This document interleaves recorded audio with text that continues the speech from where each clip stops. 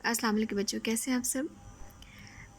بچوں آج کا آپ کا جو ٹاسک ہے اردو کا، اس میں آپ نے تفہیم کرنی ہے، ٹھیک ہے؟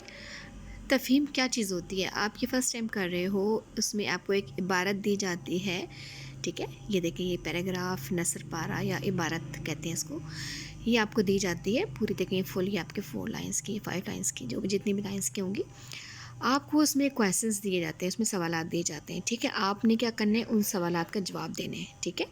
آپ کے پاس جو ایگزامس میں عبارت آئے گی اور سوال آئیں گے، جواب آپ نے خود لکھنا ہے. میں نے تو دیکھیں یہاں پر آپ کو اس طرح سے اس کے جواب بھی بتا دیں کیسے لکھنا ہے اس کو، ٹھیک ہے؟ تو آپ نے یہ پریکٹس کے طور پر ابھی آپ نے یہ تفہیم لکھ کر اوپر ہیڈنگ عبارت لکھنی ہے، ٹھیک ہے؟ اس کے بعد سوالات کے جوابات ساتھ ساتھ لکھنا ہے آپ نے، ٹھیک ہے؟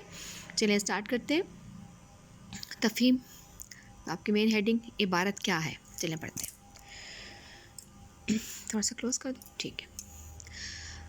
ڈاک کے ٹکٹ کسی بھی ملک کے خاموش سفیر ہوتے ہیں.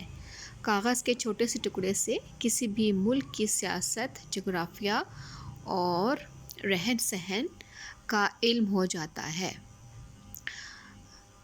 فل اسٹاپ، ڈیش بھی کہتے ہیں اس کو. دنیا کا پہلا ڈاک ٹکٹ 1840 میں برطانیہ میں جاری ہوا.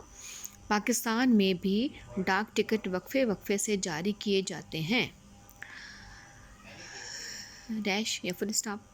پاکستان